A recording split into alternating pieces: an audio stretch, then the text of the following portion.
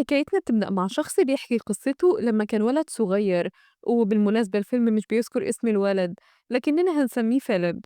وبنشوف فيليب وهو صغير وكان دايما في ليلة الكريسماس بيروح يستنى جنب الشباك علشان يسمع صوت أجراس عربية بابا نويل، واللي كان في الطبيعي ما بيسمعهاش. وبيسمع صوت حركة جاي من الدور اللي تحت، ولما بينزل يشوف مين بيلاقي خيال بابا نويل، لكنه بعدها بيكتشف إن ده كان خيال باباه وأخته الصغيرة. ولما بيلاقيهم طالعين على السلم بيجري بسرعة على أوضته قبل ما يعرفوا إنه لسه صاحي، وبيبص من فتحة الباب وبيشوف باباه وهو بينيم أخته في السرير، واللي بتقول لباباها إنها مش مصدقة إن بابا نويل موجود، لكن باباها بيأكد لها إنه حقيقي وبيظهر كل سنة وبيحتفل معاهم بالكريسماس.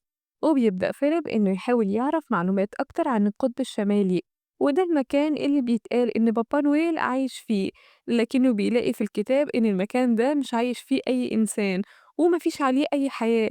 فبيتصدم فيليب وبيتوتر أكتر لما بيسمع صوت باباه بيقرب من أوضته، وبيجري بسرعة على السرير وبيعمل نفسه نايم. لكن فجأة بتبدأ كل حاجة في الأوضة تتهز جامد، وبيسمع صوت قطر. فبياخد الروب بتاعه وبيجري وهو خايف لدرجة إن الروب بيتقطع منه، وبيجري برا البيت وبيتصدم لما بيلاقي قدامه قطر واقف على الجليد. وبيسمع صوت الكمثري وهو بينادي على الأطفال علشان يركبوا القطر، واللي بيكون رايح القطب الشمالي. وبيقرب من فيليب وبيسأله هو هيركب ولا لأ، وبيرفض فيليب في البداية، لكن الكمثري بيقوله إن اسمه مكتوب في القايمة اللي معاه إنه ما بعتش أي رسالة السنة دي لبابا نويل، وإنه لو مكانه كان ركب القطر. وفجأة بيبتدي القطر إنه يتحرك، وبيقدر فيليب في آخر لحظة إنه يركب القطر، وبيلاقي إن الكمثري مستنيه وبيفتح له باب عربية القطر. وبيدخل فيليب وبيلاقي أطفال كتير غيره قاعدين وبيفضلوا يلعبوا ويغنوا سوا أغنية الكريسماس. وبيكون فيليب مش مصدق في وجود بابا نويل، وبيدخل الكمثري وبيقول لهم إن كل واحد يطلع التذكرة بتاعته، لكن فيليب بيعرفه إنه مش معاه تذكرة. لكن الكمثري بيقوله يدور في جيوبه، وبيحط فيليب إيده في جيبه لكنه بيكون مقطوع ومش بيلاقي فيه أي حاجة. فبيقول له الكمثري يدور في الجيب التاني، وفعلا بيلاقي فيليب تذكرته الذهبية. وبيقف القطر في المحطة اللي بعدها، وبيشوف فيليب إن في طفل رافض إنه يركب القطر، وبمجرد ما بيتحرك القطر بيغير الطفل رأيه وبيفضل يجري ورا القطر لكنه مش بيلحقه. وبيشوفه فيليب وبيجري بسرعة وبيشد فرامل الطوارئ، وفعلا بيقف القطر وبيركب الولد لكنه بيركب في عربية تانية لوحده. وبيجي كومساري وهو متعصب وبيسأل مين اللي شد الفرامل، وبيشاور كل الأطفال على فيليب. فبيقول له فيليب إنه عمل كده علشان يركب الولد اللي هناك لوحده ده. فبيسامحه الكمثري وبيعرفوا إنه عمره ما أثر في شغله من ناحية الكريسماس. وبعدها بيدخل عدد ضخم من الجرسونات وبيفضلوا يغنوا ويرقصوا، وبيوزعوا على الأطفال كوبايات شوكولاتة سخنة. فبتاخد واحدة من الأطفال كوباية شوكولاتة وبتخبيها، وبتقوم بعدها في الخباثة علشان تديها للولد اللي في العربية لوحده. وبيحذرها واحد من الأطفال لكنها مش بتسمع كلامه وبتصر إنها تروح. وبمجرد ما تدخل العربية التانية بيظهر من وراها الكمثري وبيسألها هي بتعمل إيه هنا وفين تذكرتها.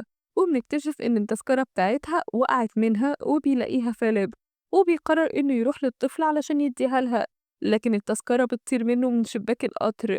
وبدون ما حد ياخد باله بتدخل التذكرة من باب القطر في آخر لحظة قبل الكمثري ما يقفل الباب. وبيروح فيليب للكمثري وبيعترف له إن التذكرة بتاعت البنت كانت معاه وضاعت منه بدون ما يقصد، وبيقول له إنه متنازل عن التذكرة بتاعته. لكن المشرف بيعرفه إن التذكرة دي شخصية وغير قابلة للتداول، وبيقول للبنت إن مش مسموح لها إنها تفضل في العربية دي ولازم تيجي معاه. وبيسمع فيليب الأطفال وهما بيقولوا إن أكيد الكمثري هيرميها من فوق سطح القطر. وفجأة بيلاقي فيليب تذكرة الطفلة وبياخدها بسرعة وبيروح يدور على الكمثري والطفلة اللي معاه، لكنه بيفضل يتنقل من عربية قطر للتانية لغاية ما بيوصل لآخر عربية، لكنه مش بيلاقيهم برضه. وبيروح للطفل اللي قاعد لوحده وبيسأل عن الكمثري والبنت اللي معاه، وبيعرفوا الولد إنهم فوق القطر. فبيطلع فيليب لسطح القطر بسرعة ومش بيلاقيهم، لكنه بيلاقي شخص غريب قاعد بيعزف على الجيتار. وبيسأله فيليب عن البنت والكمثري وبيحكي له حكاية التذكرة، وبيعرفوا الشخص ده إن تذكرة البنت دي أصلية ولازم يحافظ عليها لأنها لا تقدر بتمن. وبيحكي الشخص ده لفيليب إنه بيسافر زي ما هو عايز لإنه صاحب القطر ده وكمان ملك القطب الشمالي. ولما بيعرف فيليب ده بيسأل عن بابا نويل، فبيستغرب الشخص ده وبيسأل فيليب لو مؤمن فعلا ببابا نويل، لكن فيليب بيقوله إنه نفسه يآمن بوجوده لكن مفيش ليه دليل إنه حقيقي. وبيسأل الشخص ده فيليب لو مؤمن بوجود الأشباح، فبيقوله فيليب لأ طبعا. وفجأة بيختفي الشخص ده وسط الضباب، وبيتصدم فيليب وبيفتكر إنه في حلم، وبيفضل يحط تلج على وشه على أمل إنه يفوق من الكابوس ده. لكن بيظهر الشخص ده مرة تانية وبياخد فيليب وبيعرفه إنه لازم يوصله بسرعة لغرفة التحكم قبل ما يدخلوا النفق ده ويخبطوا فيه. وفعلا بينط فيليب بسرعة في كابينة التحكم، وبيتصدم لما بيلاقي البنت صاحبة التذكرة موجودة هناك، وبتعرفه إنها بقت مسؤولة عن كابينة القيادة بشكل مؤقت لغاية ما العمال يصلحوا إضاءة عربيات القطر. وبيسألها هي هتعمل كده إزاي، وبتعرفه البنت إن الموضوع بسيط جدا، وبتبدأ إنها تعلمه وظيفة كل حاجة في الكابينة. وبنروح لعمال القطر واللي بيكتشفوا إن في قطر معاكس جاي على نفس القضيب، فبيقول للبنت بسرعة توقف القطر، لكن الطفلة بتكون نسيت مكان الفرامل. وبينقذ فيليب الموقف في آخر لحظة وبيقدر إنه يوصل للفرامل وبيوقف القطر. وبيتفاجئوا إن الضوء ده ما كانش سببه قطر ولا حاجة، وإن ده مجرد قطيع من حيوان الرنة. فبيتعصب الكمساري لأنهم لو ما وصلوش في الميعاد المناسب مش هيكون في كريسماس. وبيختل توازن فيليب وكان هيقع، وبدون ما يقصد بيمسك بسرعة في دقن مساعد العامل الطويلة واللي بيصرخ من الألم. وبتخاف حيوانات الرنة وبترجع لورا، وبيفهم الكمثري إنهم خافوا من صوت الصريخ، فبيفضل يشد دقن العامل لغاية ما بتبعد كل الحيوانات عن الطريق القطر. وبيكملوا هما طريقهم، لكن القطر بيكون ماشي بسرعة كبيرة، فبيقول الكمثري للبنت إنها تقول للعامل يبطئ السرعة شوية، لكن بنكتشف إن الفرامل معلقة. وبيضطر الكمثري إنه يربط فيليب والطفلة بحزام الأمان، لكن ده مش بينفع. وبيخرج القطر عن القضبان وبيتزحلق على الجليد، وبيختل توازن الطفلة وكانت هتقع، لكن بيلحقها الكمثري في آخر لحظة. وبنلاقي إن الجليد ابتدى إنه يتكسر، وإن لو وصل التكسير ده للقطر هيغرقوا. فبيبدأ الكمثري إنه يوجههم لغاية ما بيوصلوا للقضيب مرة تانية. وبتطير تذكرة البنت من الولد وبتلاقيها البنت وبتفرح جدا وبتديها للكمثري، وبترجع هي وفيليب للعربية مرة تانية. وبيروحوا بعدها للولد اللي في العربية لوحده، وبيكون واقف بيغني أغنية لبابا نويل، فبتروح البنت وبتغني معاه هي كمان. وبيروح لهم الكمثري وبيعرفهم إنهم وصلوا أخيرا للقطب الشمالي، وبتسأله البنت عن مكان الأقزام، فبيعرفهم إنهم موجودين في نص المدينة. وبيروح فيليب مع الطفلة علشان ينادوا على الطفل اللي في العربية لوحده، وبدون ما يقصد بيفصل فيليب عربيات القطر عن بعض، وبتفضل عربيتهم تمشي بين الشوارع لغاية ما بتوصل بيهم العربية لنفق ضلمة. وبتسمع الطفلة صوت أجراس عربية بابا نويل، وبتمشي هي وباقي المجموعة ورا الصوت، لكن الغريب إن فيليب مش بيكون سامع صوت الأجراس دي على عكس الطفلة والولد التاني اللي معاهم. وبيفضلوا ماشيين لغاية ما بيوصلوا للمكان اللي بيصنعوا فيه ألعاب بابا نويل، وبيشوفوا الأقزام وهما بيعدوا كل الأطفال اللي في المدينة علشان يجهزوا لهم الألعاب. وبعد ما بيخلصوا بيركبوا الأقزام قطار سحري بيمشي بيهم، وبيروح الأطفال وبيركبوا عربية القطر اللي بعدها واللي بتوصلهم لمكان فيه سير ضخم. وبيلاقي الطفل اللي معاهم إن اسمه مكتوب على الهدية اللي على السير، وبيحاول ياخدها، فبيسحبوا السير وبيسحب معاه فيليب والطفلة لغاية ما بيلاقوا نفسهم بيقعوا في شنطة هدايا بابا نويل. وبياخد الطفل هديته، لكنه بيلاقي مكتوب عليها إنها ما تتفتحش أبدا قبل الكريسماس مهما حصل. وبيكتشفوا إن في طفل تاني من اللي كان موجود معاهم على القطر وهو كمان موجود جوه شنطة بابا نويل، وبيعرفهم إنه جاي هنا علشان يتأكد لو ليه هدية ولا لأ.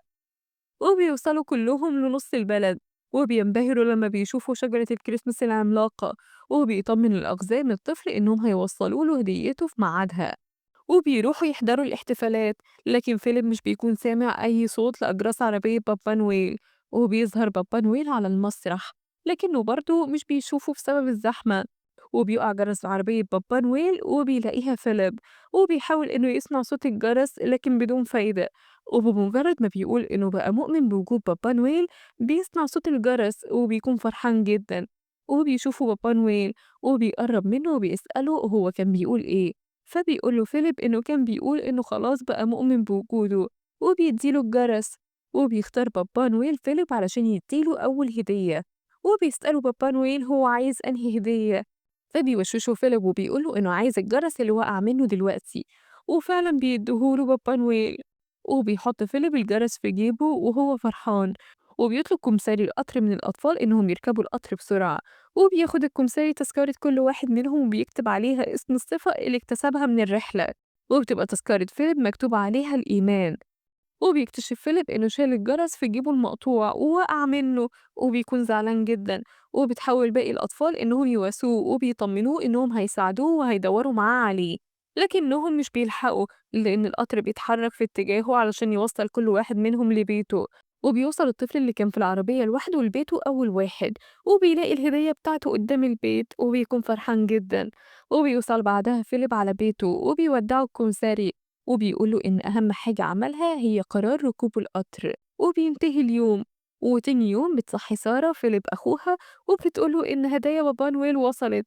ولما بيفتح فيليب هديته بيلاقي فيها جرس العربية، وبيلاقي معاها رسالة مكتوب فيها إنه لقى الجرس على الكرسي اللي كان قاعد عليه في القطر، وإنه يبقى يخيط جيبه المقطوع.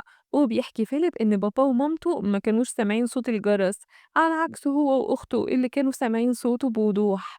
حتى أصحابهم مش كلهم كانوا بيسمعوا صوت الجرس، على عكسه هو اللي فضل يسمع صوت الجرس على الرغم إنه بقى راجل كبير. وبينتهي الفيلم.